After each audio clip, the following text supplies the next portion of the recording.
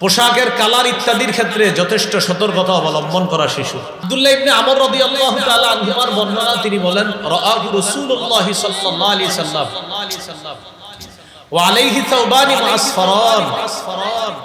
রাসূলুল্লাহ সাল্লাল্লাহু আলাইহি সাল্লাম আব্দুল্লাহ ইবনে আমর রাদিয়াল্লাহু তাআলা আনহুমাকে দেখলেন, তার শরীরে দুইটা কুসুম রঙের জামা ছিল। প্রিয় ভাইয়ারা, কোন রঙের জামা? কুসুম রং। বলেন আবার কি রং?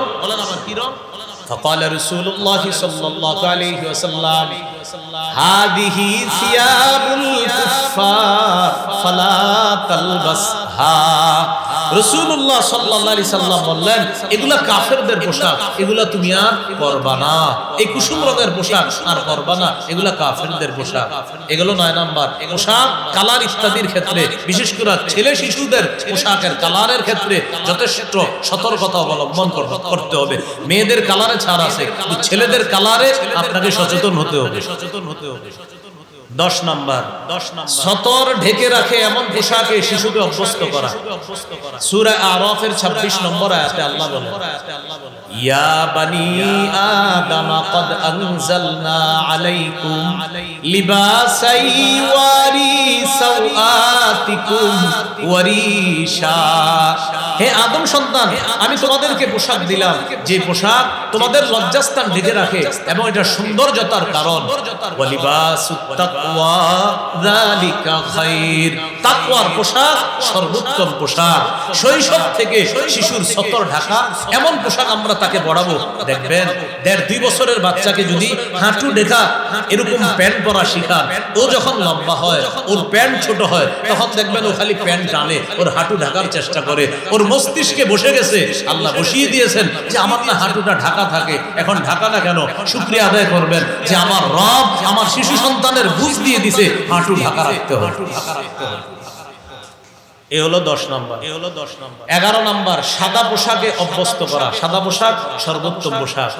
আবু দাউদের 4061 নম্বর হাদিস, قال رسول الله صلى الله عليه وسلم البسوا من ثيابكم البياض فإنها خير ثيابكم। রাসূলুল্লাহ সাল্লাল্লাহু আলাইহি সাল্লাম বলেন, তোমরা তোমাদের পোশাকের মধ্য থেকে সাদা পোশাক পরিধান করবা, কেননা এটা সর্বোত্তম পোশাক। ওয়াকাফিনু ফিহা মাউতাকুম। তোমাদের মধ্যে যারা মৃত তাদেরকেও সাদা পোশাক পরাবা। কি শিখলাম? জীবিতরাও সাদা পোশাক পরবা, মৃতদেরকেও সাদা পোশাক পরিধান করাইবা।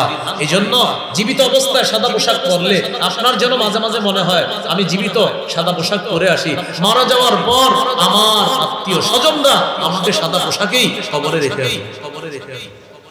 এ হলো 11 নাম্বার। 12 নাম্বার, ওলামা হযরতরা বলা দরকার নাই। ওলামা হযরত আমাদের শ্রদ্ধাভাজন, তারা আমাদেরকে শিখাবে।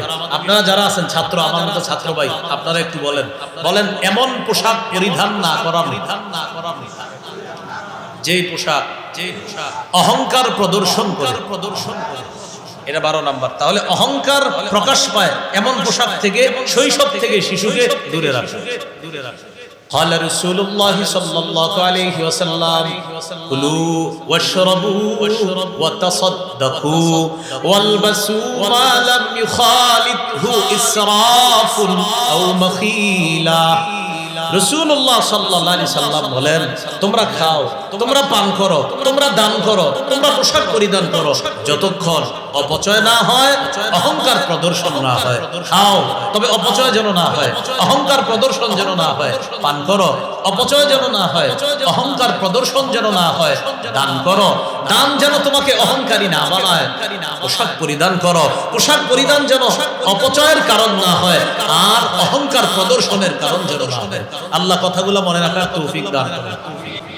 13 নাম্বার, ছেলে শিশুকে রেশম থেকে দূরে রাখা। আমি আবার বলছি, ছেলে শিশুকে রেশমের কাপড় থেকে দূরে রাখা। ছেলে শিশু, قال رسول الله صلى الله عليه وسلم أحل الذهب والحرير لأناس أمتي وحرم على ذكورها। আমার উম্মতের মেয়েদের জন্য রেশম বৈধ, স্বর্ণ বৈধ। আমার উম্মতের ছেলেদের জন্য রেশম হারাম, স্বর্ণ হারাম। আমার উম্মতের মেয়েদের জন্য রেশম হালাল, স্বর্ণ হালাল। আমার উম্মতের ছেলেদের জন্য রেশম হারাম, স্বর্ণ হারাম। তাহলে মেয়েদের জন্য স্বর্ণ হালাল, রেশম হালাল, ছেলেদের জন্য স্বর্ণ হারাম, রেশম হারাম। প্রশ্ন হলো হুজুর শিশু তো, ওরেও স্বর্ণ পরানো যাবে না? না, ওরে অভ্যস্ত করবেন না, কারণ ওর মাঝে যেন স্বর্ণ আর রেশমের প্রভাব না আসে, তাই শৈশব থেকে রেশম স্বর্ণ থেকে ছেলে শিশুকে দূরে রাখে।